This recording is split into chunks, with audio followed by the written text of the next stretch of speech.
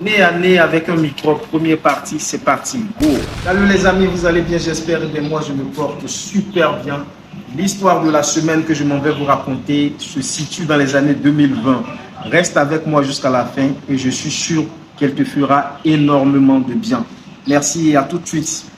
Bienvenue à tous et à tous ici sur les chroniques de TMK, la seule émission qui traite des situations de vie que j'ai vécues personnellement et que je partage avec chacun d'entre vous dans le but de faire la promotion de la réussite sociale sous-tendue par des valeurs humaines.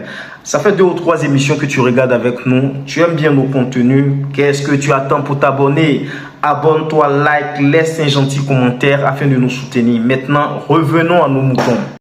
Nous sommes en février 2020 et je suis membre actif, membre à part entière et entièrement à part d'une fondation dénommée WNNC que je salue au passage. Je salue le président commissaire Dobo. Donc la fondation WNNC qui est une fondation qui œuvre dans la promotion de la culture Achan, qui œuvre également dans l'entrepreneuriat jeune et dans le développement des milieux périurbains en Côte d'Ivoire ici. Donc la fondation WNNC a une activité phare dénommée FAGA, c'est-à-dire le Festival Achangoto d'Abidjan, un festival qui a lieu chaque année en fin d'année. Et comme tout festival, cette activité-là, ça draine beaucoup de monde, donc ça nécessite pas mal de choses, une organisation de pointes. Et voilà. Donc en prélude de l'édition 2020 du FAGA, nous avions pas mal d'activités à réaliser. Selon le chronogramme, en février 2020, nous avions une émission de Calais au niveau de la télévision nationale RTI. Et cette émission-là, c'était une émission matinale, je ne sais pas si ça existe encore, on appelait ça Matin Bonheur.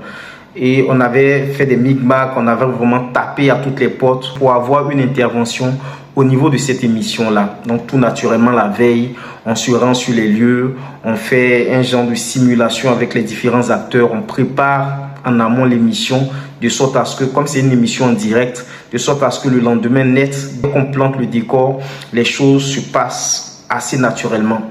La veille, on se rend sur les lieux avec les différents acteurs, comme je l'ai annoncé tantôt, et on essaie de travailler ensemble, on essaie de coordonner tout avec l'animateur, le présentateur, les cadreurs, et tout le monde en tout cas, toute l'équipe.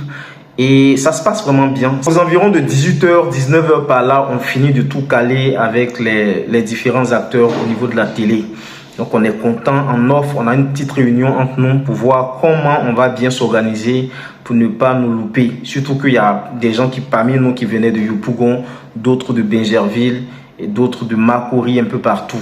Donc il fallait qu'on coordonne tout ça ensemble. Et puis on avait même un groupe de danseurs qui venaient d'un village de Bingerville. Donc on avait vraiment besoin de coordonner tout cela, surtout que l'émission se tenait aux environs de 5 h du matin. Donc on devrait vraiment s'organiser pour être là tôt, pour ne pas vraiment manquer le but. Le programme, c'était prévu que le lendemain matin, très tôt, aux environs de 4 h du matin, je me fasse récupérer par le président de la fondation. Enfin, j'avais la chance d'être dans la même commune que lui, à Bingerville. Donc on a tout calé avant de se laisser. Le lendemain matin, dès 3h30 par là, j'étais déjà prêt, donc j'attendais mon président.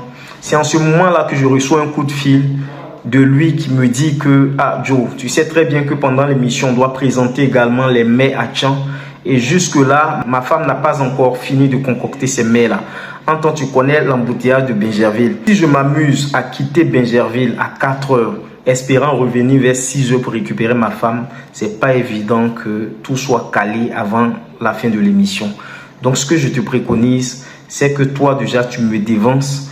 Moi je vais traîner, je vais lui mettre la pression jusqu'aux environs de 5 h tout au plus tard. Voilà, je la récupère et on se rend sur les lieux, on se retrouve là-bas. Voilà moi dans le pain, comme on le dit, tout mon programme est tombé dans l'eau. Attends, ce que je suis en train de vous raconter là, c'était dans un contexte où les microbes étaient partout à Abidjan.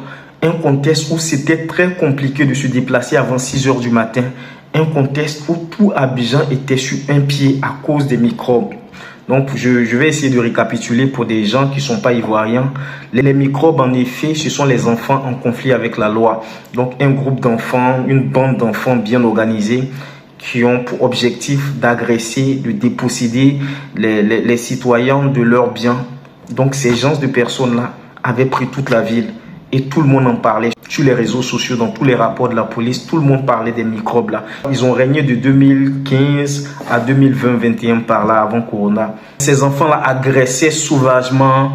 Ils étaient armés de machettes. Ils étaient prêts à découper leur proie pour je ne sais quoi, pour je ne sais combien. Donc c'est dans ce contexte-là que moi, il fallait sortir ce jour-là à 4 h du matin. Je rappelle que mon quartier n'était pas très dangereux, mais à cause de ce contexte de microbes, c'était vraiment très dangereux de pointer son nez. Nul, en tout cas, personne n'osait pointer son nez dehors avant 6 h du matin. Moi, ce jour-là, je devrais sortir à 4 h du matin, les gars. Imaginez un peu.